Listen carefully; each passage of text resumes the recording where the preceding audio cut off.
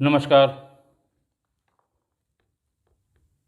अज्ञात हत्याओं के इस सिलसिले को आगे बढ़ाते हुए लखनऊ में तैनाती के दरमियान एक और अज्ञात हत्या के बारे में आपसे आज रूबरू होऊंगा। बात 7 अगस्त 2015 की है। IIM रोड जो एल्डिको सिटी के सामने IIM रोड जो एल्डिको सिटी के सामने का जो इलाका है, वहाँ पर शाम को करीब 7 साढ़े 7 बजे एक व्यक्ति को गोली मारे जाने की सूचना कंट्रोल रूम से आई। मौके पर सभी लोग पहुंच गए और वहाँ पर एक व्यक्ति जिसको गोली लगी हुई थी वो मृत पड़ा हुआ था। उसके कंधे से एक लैपटॉप टंगा हुआ था। उसके पर्स में तमाम कार्ड मिले थे। कार्ड देखने से ये पता लगा कि वो व्यक्ति, उसका नाम राजेश श्रीवास्तव था, son of late Kripashankar Srivastava, 545 क/बटे 213 न्यू पारा कॉलोनी, राजाजीपुरम, थाना पारा। इनके घर पे सूचना दी गई। इनकी माँ श्रीमती लक्ष्मी श्रीवास्तव वो तुरंत आ गईं और मौके पर सभी अधिकारी पहुंच गए। SP ट्रांसगोमती जयप्रकाश, संतोष सिंह उस समय इंस्पेक्टर मड़ियाँव था, प्रमोट होकर डिप्टी SP हो गया है। बहुत ही ऊर्जावान, बहुत ही कार्यकुशल और क्राइम में बहुत अच्छी पकड़ रखने वाला इंस्पेक्टर था उस समय।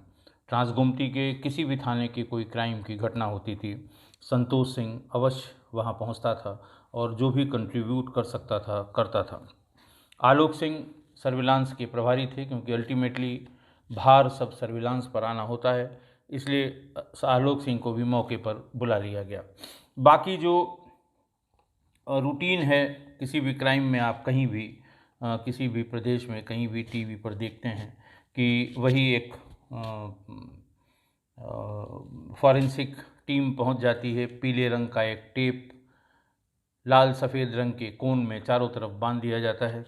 2-4 लोग उसमें से निकलते हैं, छोटे छोटे बक्से को खोलते हैं, एक लेंस हाथ में रखते हैं और कुछ लोग फोटोग्राफ खींचते हैं। एक चौक से, अगर सड़क पर है तो उससे सफ़ेद गोलियों के निशान हैं तो वो बनाए जाते हैं, और अगर जहाँ पर ब्लड पड़ा होता है उसको उस जगह से खोद कर खून आलूदा मिट्टी का सैंपल लिया जाता है, सादी मिट्टी और खून आलूदा मिट्टी का। ये सेट रूटीन है किसी भी सीन ऑफ क्राइम पर पहुंचने के बाद पुलिस के कर्मियों का। अगर गोली चली है उसमें तो कोशिश की जाती है कि उसके अगर खोखे मिल सकें, अगर वो किसी पिस्टल या सेमी ऑटोमेटिक वेपन से होगा तो पिस्टल वो खोखे बाहर निकलेंगे, ताकि कल को जब मुलजिम पकड़ा जाए तो उसके साथ वेपन को इस्टेब्लिश किया जाए।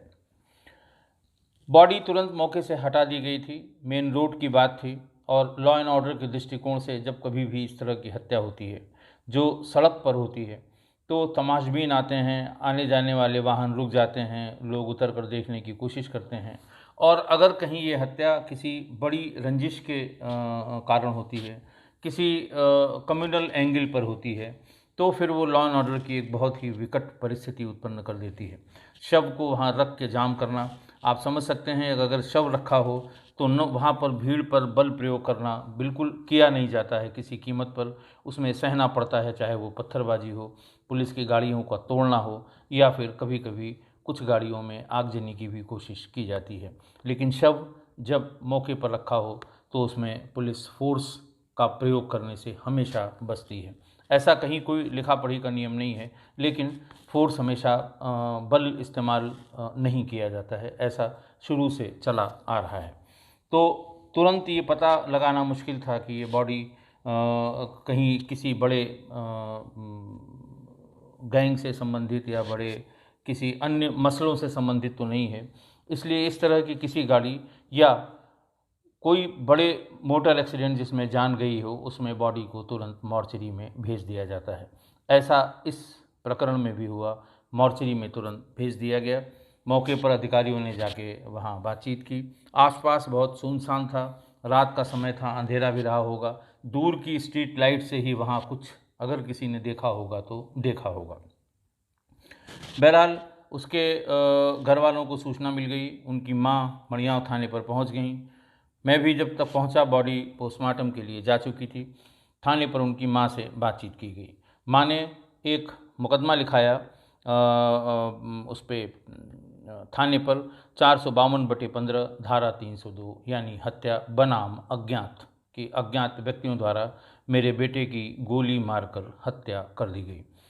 बिल्कुल किसी उनकी माँ को इस बारे में बिल्कुल इल्म नहीं था, उनको बिल्कुल पता नहीं था, बिल्कुल ज्ञान नहीं था कि कौन इस हत्या को कारित कर सकता है। इसलिए वो सिर्फ कयास लगाती रहती थीं कि साहब ये काम करता था, कंप्यूटर की किसी कंपनी में काम करता था, लोगों का आना जाना था, लेकिन मुझे नहीं लगता कि मेरे बेटे की किसी से दुश्मनी रही होगी। अब फिर वही घूम टहल के सब लोग सर्विलांस पर आ गए। मैंने आपको बताया कि 98 के बाद से सर्विलांस ऐसी चीज़ आ गई जिसने मुखबिरों की फ़ौज ख़त्म कर दी।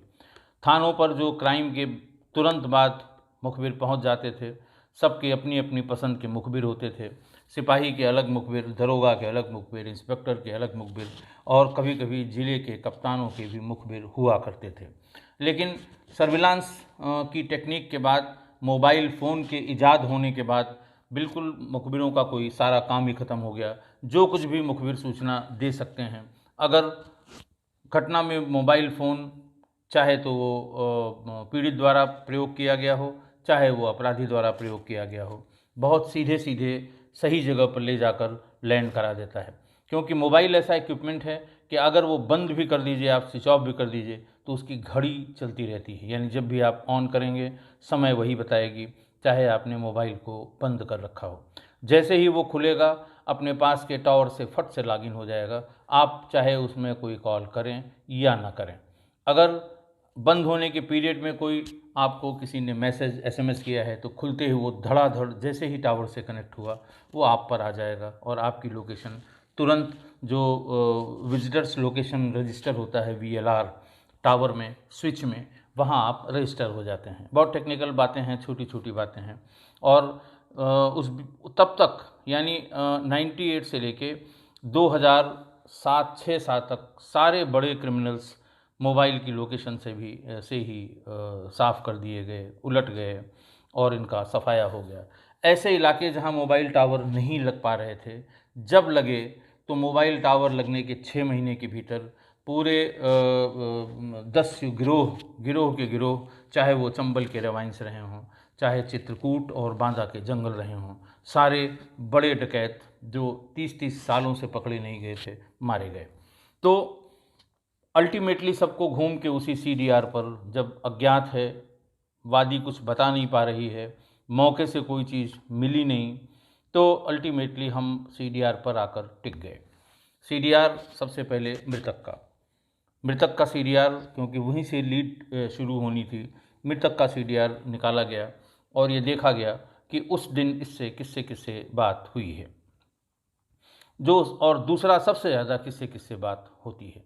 सबसे ज़्यादा बातचीत वाले को जब बुलाया गया तो उसका पता ये लगा कि अजीत मिश्रा के नाम पर वो रजिस्टर्ड है और उसकी पत्नी से इसकी बातचीत हुआ करती है। खैर, पत्नी से पूछताछ करने के लिए महिला पुलिस की सहायता से उसके घर पर भेजा गया और उसने किसी भी तरह की जानकारी होने से साफ इनकार कर दिया।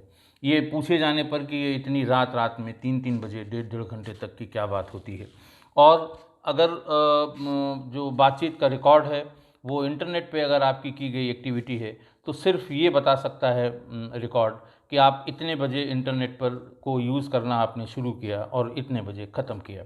लेकिन आपने उस इंटरनेट के यूज़ में व्हाट्सएप चलाया कि फेसबुक चलाया कि ईमो चलाया कि स्नैपचैट चलाया, क्या चलाया, ये बात बताना बहुत मुश्किल है जब तक कि उसके लिए फ़र्दर क्वेरी न की जाए। खैर, तमाम बातचीत करने के बाद ये तय हो गया कि उस महिला के मृतक से अंतरंग संबंध थे। फिर उसके पति से भी पूछा गया कि आपको ये जानकारी है कि आपकी पत्नी के इस मृतक महिला से अंतरंग संबंध थे। उसने भी साफ इनकार कर दिया। हालांकि उसे सब जानकारी थी, लेकिन उसे साफ इनकार कर दिया। चूँकि घर में पूछताछ हो रही थी और हम अभी किसी नतीजे पर नहीं पहुँचे थे, इसलिए उससे जो उसने बताया वो सही मानकर उस बात को वहीं ड्रॉप कर दिया गया। फिर खंगाला गया मृतक के मोबाइल को कि घटना के ठीक पहले किससे किससे बात हुई है। जो 3-4 नंबर उसमें आए, उसमें से एक नंबर का पता वही लिखा हुआ था जिस पे फोर्स जाके अजीत और उसकी पत्नी से बातचीत कर चुकी थी। यानी पता वहीं का राजाजीपुरम का जो अन्ना कॉलोनी है उसका पता उसमें लिखा हुआ था। तो फिर समझ में आ गया कि ये उसी पते पर कोई दूसरा व्यक्ति है। तो वहाँ पर पहुँचे और ऐसे वो घर पे नहीं था। नंबर देख के बताया गया कि अजीत ने बताया कि ये मेरे भाई अंकित मिश्रा का नंबर है।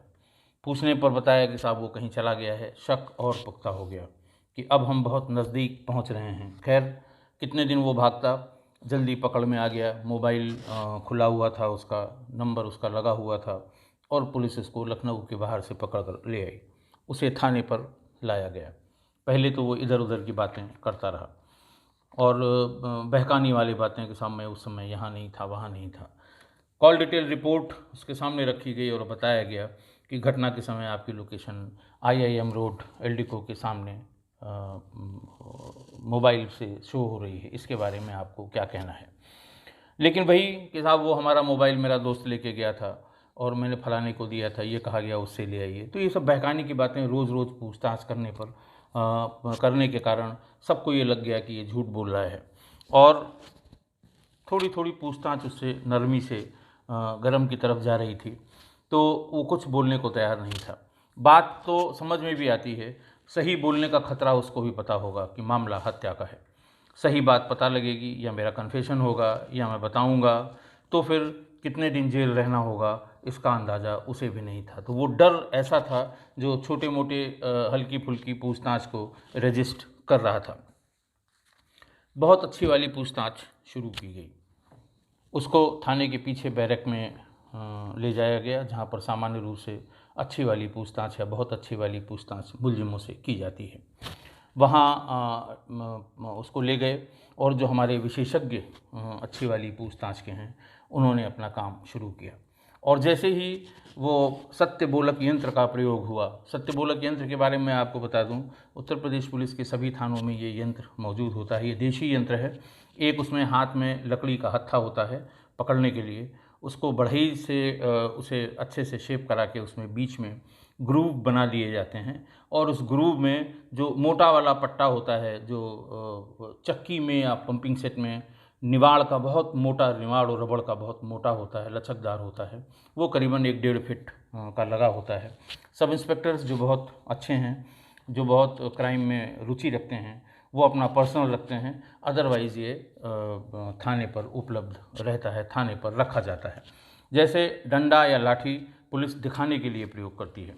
आप किसी भी चौराहे पर लॉ एंड ऑर्डर की किसी ड्यूटी में बिना डंडा या लाठी के कभी किसी पुलिस वाले को नहीं देखेंगे। ठीक इसी तरह से किसी भी थाने में ऐसा नहीं है कि वो सत्य बोलक यंत्र न हो। थोड़ी देर में बाहर से ही पता लगने लगा कि सत्य बोलक यंत्र का प्रयोग शुरू हुआ है। प्रयोग होते ही उसके अंकित मिश्रा के ज़ुबान पर सत्य वचन आ गया। उसने सब बातें धीरे धीरे शांति से एक एक करके बतानी शुरू की और इससे पता लगा कि उसने क्यों हत्या की, कितना गंभीर मामला था और इस हत्या के पीछे क्या वजह थी। उसने ये बताया कि मेरा भाई अजीत उर्फ चिंटू प्रीतिनगर अन्ना मार्केट के पीछे अपनी पत्नी और बच्ची के साथ रहता था, अलग रहता था परिवार से। मेरी भाभी अपने मायके बहराइच के लिए बस से जा रही थी। बस में उससे एक अजीत श्रीवास्तव नाम का आदमी, जो बस में उसकी बगल की सीट में बैठा हुआ था, उससे जान पहचान हो गई। लखनऊ से बहराइच का रास्ता कोई 3-3.5 घंटे या 4 घंटे का रहा होगा। इन 4 घंटों में उन दोनों में अंतरंग बातें हुई और एक दूसरे के मोबाइल नंबर का आदान प्रदान हुआ। यही मोबाइल नंबर का देना वो उस घटना की जड़ था। धीरे धीरे दोनों में बातें होने लगीं और बहुत अच्छे संबंध हो गए। राजेश श्रीवास्तव चालाक आदमी था। वो जब महिला से बात करता था तो सारी कॉल रिकॉर्ड करता था। धीरे धीरे, जैसा आप सभी जानते होंगे, बातचीत हुई, फिर व्हाट्सएप कॉल पर बात आई, फिर वीडियो कॉल शुरू हो गई। उसने वीडियो कॉल पर भी सारी रिकॉर्डिंग शुरू कर दी और वो भी सब स्क्रीन रिकॉर्डिंग उसकी करने लगा। बात यहीं तक होती, फिर भी कुछ समझ में आती। धीरे धीरे वो अजीत के घर भी जाने लगा। जब अजीत काम के सिलसिले में अपने जहाँ नौकरी करता था बाहर रहता था, तो जब वो घर में नहीं होता था तो अजीत घर में दाखिल हो जाते थे।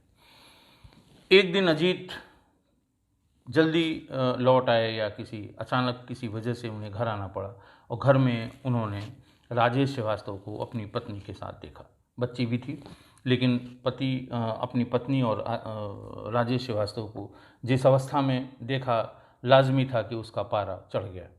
दोनों में बहुत कहासुनी हुई और मारपीट हुई। मारपीट होने के बाद वो वहाँ से चला गया। इसके बाद उसने अपनी पत्नी को भी काफ़ी डांटा और उससे पूछा, लेकिन पत्नी तुरंत मुकर गई। उसने कहा, वो रोने लगी। उसने कहा कि मुझे छेड़ता है, मुझे परेशान करता है, और मैं परिवार की इज्जत और आपकी इज्जत के लिए मैंने आज तक किसी से नहीं बताया, लेकिन अब मैं बहुत परेशान हो गई हूँ, मैं सुसाइड कर लूँगी।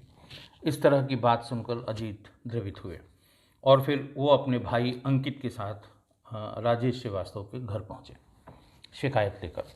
राजेश श्रीवास्तव की माताजी थीं, और भी उनके परिजन रहे होंगे, लेकिन उन लोगों ने ये कहा कि हम अकेले में कुछ बात करना चाहते हैं राजेश श्रीवास्तव से। खैर, उन लोगों ने बातचीत शुरू की। राजेश श्रीवास्तव आग बबूला हो गया और तैश में आ गया।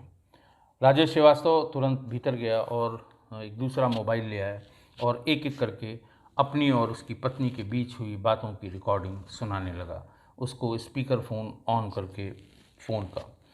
अब धीरे धीरे चेहरे की रंगत अजीत मिश्रा के और अंकित मिश्रा के अलग धीरे धीरे रंगत बदलने लगी, और सर जो सीधे करके बात कर रहे थे, धीरे धीरे वो सर ज़मीन की तरफ आंखें उनकी होने लगीं। इसने भी भांप लिया कि अब ये प्रेशर में आ गए हैं। थोड़ी देर बाद उसने कहा कि सिर्फ इतना ही नहीं है, मैं कुछ वीडियो दिखा रहा हूँ, वो भी देख लो, या नंबर दो अपना, मैं तुमको व्हाट्सएप कर देता हूँ। खैर, उसने कुछ वीडियो भी दिखाए, और वीडियो देखते ही ये दोनों भाई वहाँ से उठ के वापस घर चले गए। जब इन लोगों ने इस बाबत कुछ नहीं कहा तो राजेश श्रीवास्तव का मन और बढ़ गया, उसकी और हिम्मत पड़ने लगी। वो दूसरे दिन ही या तीसरे दिन ही, ये जानते हुए कि अजीत मिश्रा इस समय अपने घर पे है, उसके घर जा धमका। इसको देखते ही अजीत अब की बार आक्रामक मूड में नहीं थे, कुछ डिफेंसिव मोड में आ गए और इससे बातचीत करने से बचने लगे। जितना वो बचते रहे उतना ही ये उनके ऊपर चढ़ाई करता रहा कि देख लो, अब तुम्हें कुछ कहना हो तो बताओ, मैं तुमको सारी रिकॉर्डिंग और सारी वीडियो भेज देता हूँ, और तुम उसके बाद ये डिसाइड कर लो कि इसमें मैं तुम्हारी बीवी को छेड़ता हूँ कि तुम्हारी बीवी मुझे छेड़ती है। ये कह के उसने व्हाट्सएप पर उनको सारी फ़ोटोग्राफ और सारी वीडियोग्राफ भेज दी। उसने अपनी पत्नी को फिर डांटना शुरू किया, और पत्नी ने बताया कि ये गलत है, वो गलत है, ऐसे हो जाता है, ये फेक फ़ोटो बन जाती है, फलाना हो जाता है, गूगल पर देख लो। चालाक पत्नी थी, उसने घंटे 2 घंटे में अपने पति को फिर कन्विंस कर लिया कि गलती मेरी तरफ से नहीं, राजेश श्रीवास्तव की तरफ से। लेकिन अजीत के वैवाहिक जीवन में दरार पड़ने लगी, और वो ये मामला सब खराब होने लगा उसके परिवार का। अब वो कभी कभी शराब पीकर शाम को मोहल्ले में आ जाता था, और मोहल्ले में आके वो अजीत को दल्ला जैसे शब्दों का प्रयोग करने लगा। ज़ोर ज़ोर से चिल्ला चिल्ला के, अजीत घर पे हो चाहे न हो, दरवाज़ा उसका खुले चाहे न खुले, बाहर चिल्लाता था कि ये दल्ला है, और महिला के लिए भी कुछ अपमानजनक शब्द वो कहने लगा।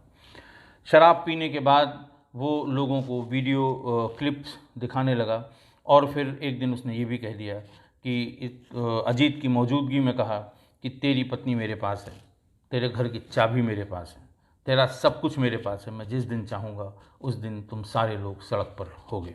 ये बात सुनकर, और उस समय ये बात जब हो रही थी, तब उसका भाई अंकित भी मौजूद था और उसने ये बात सुनी। इस बेइज्जती को वो बर्दाश्त नहीं कर पा रहा था, और उसने उसी दिन कहा अपने भाई अजीत से कि तुम इतनी बेइज्जती सह सकते हो, मेरे सहन के बाहर है।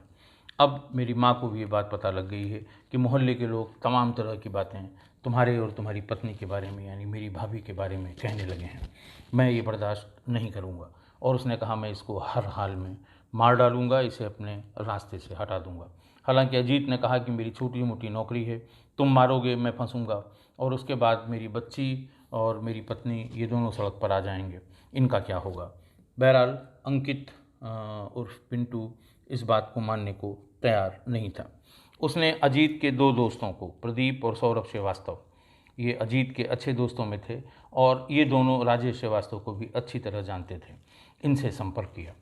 सौरभ श्रीवास्तव का नाम पवन भी था और प्रदीप से संपर्क किया और उसने कहा कि इसने सारी हदें पार कर दी हैं। उन लोगों ने भी बताया कि हम लोगों को सबको इसने, वो जो अपने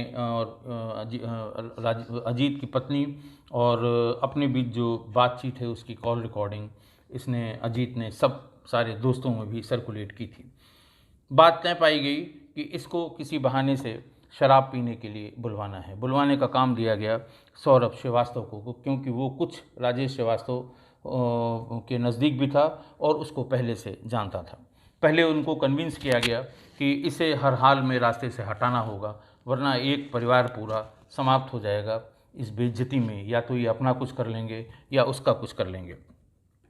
खैर, विंध्याचल मंदिर के पास एक मॉडल शॉप पर तय हुआ कि इसको बुलाएंगे।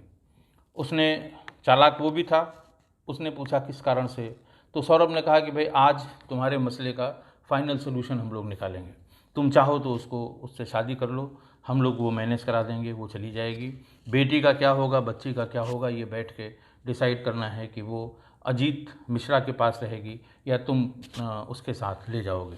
ये बात सुन के उसे कुछ लालच सी भी आ गई और उसे लगा कि शायद ये लोग जेन्युइन कारण से बुला रहे हैं। मॉडल शॉप है विंध्याचल मंदिर के पास, वहाँ बुलाया गया। वहाँ पर अजीत भी मौजूद थे, सौरभ श्रीवास्तव और पवन थे, और ये राजेश श्रीवास्तव वहाँ पहुँच गया। पहले तो वहाँ मॉडल शॉप के बाहर छक कर शराब पी इन लोगों ने। थोड़ी देर में पवन ने कहा कि अब इसके बाद हम लोग बिरयानी खाने चलेंगे। IIM रोड से आगे, थोड़ा आगे किसी जगह का नाम लिया कि वहाँ ढाबे पर बहुत अच्छी बिरयानी बनती है, हम लोग वहीं खाएंगे। ये बात पहले से ही अंकित मिश्रा से बात हो गई थी कि बिरयानी की दुकान पे जब ये बिरयानी खा के उठेगा, क्योंकि तब तक इसे शराब का नशा चढ़ चुका होगा, इसे सड़क के किनारे कहीं खड़ा कर देना है और वहीं मैं इसका काम तमाम कर दूंगा। लेकिन मॉडल शॉप से चलने के बाद ही राजेश श्रीवास्तव को शराब चढ़ गई और उसे नशा हो गया। राजेश श्रीवास्तव बीच में बैठा हुआ था, गाड़ी अजीत चला रहा था और पीछे पवन यानी सौरभ श्रीवास्तव बैठा हुआ था। ये तीनों जब IIM रोड पर आगे एल्डिको की तरफ, IIM रोड से एल्डिको की तरफ बढ़े तो वहीं राजेश श्रीवास्तव ज़ोर ज़ोर से हल्ला करने लगा और अजीत को गाली देने लगा और कहने लगा कि ये साले तुम, इस तरह की बातें जो अजीत को चुभने वाली बातें थीं वो कहने लगा। इस पर अजीत ने गाड़ी रोक दी। बिरयानी के ढाबे पर पहुंचने से पहले ही किनारे उसने गाड़ी रोक दी और उतर के दोनों में हाथापाई होने लगी। वो ज़ोर ज़ोर से यही कह रहा था कि तुम दल्ले हो, तुम नपुंसक हो, तुम्हारे बस का कुछ नहीं है, तुम्हारी पत्नी का सब कुछ मेरे पास है, वो मेरे साथ रहती है, अब मैं तुमको 2 दिन के भीतर बेदखल कर दूंगा, उस घर में हम लोग रहेंगे। इस तरह की बातें वो कर रहा था। पीछे पीछे प्रदीप के साथ अंकित श्रीवास्तव भी आ रहा था। अंकित मिश्रा भी आ रहा था, यानी अजीत का भाई। उसने देखा कि ये तीनों सड़क के किनारे खड़े हैं और उसके भाई से उलझ रहा है राजेश। उसने भी गाड़ी खड़ी कर दी। गाड़ी खड़ी करते ही वो अंकित को भी राजेश गाली देने लगा और फिर वही बात कि निकालूं, दिखाऊं तुमको कि और नई वीडियो कैसी हैं, कैसी कैसी वीडियो हो देखना चाहोगे। ये बात सुनते ही अंकित का ये कहना है कि उसका खून खौलने लगा और थोड़ी देर में उसने, प्लान तो उसने पहले ही बना रखा था, लेकिन प्लान ये था कि बिरयानी खाने के बाद जब ये पूरी तरह से नशे में होगा उसके बाद इसे कहीं ले जाकर बहुत दूर दराज जंगल में वहाँ इसे ले जाएंगे और वहीं इसे मार देंगे ताकि पता न लगे। लेकिन बीच में ही जब ये इस तरह की बात होने लगी और वो बुरी तरह से इन लोगों को अपमानित करने लगा तो अंकित ने अपनी पिस्टल निकाली और उसके सीने पर सटाकर कई गोलियां मार दी। उसके बाद सब अपनी अपनी गाड़ियों से वहाँ से भाग गए। आने जाने वाले पासरबाई ने पहले ये सोचा कि कोई आदमी शराब पीकर गिरा हुआ है। 100 नंबर को पहली जो सूचना गई थी वो यही गई थी कि सड़क के किनारे कोई व्यक्ति शराब पीकर पड़ा है, इसको अटेंड कर लिया जाए। जब पुलिस वहाँ पर पहुँची, डायल 100 की गाड़ी पहुँची, तब ये पता लगा कि इसके सीने पर कई गोलियाँ लगी हैं और इसकी हत्या हुई है।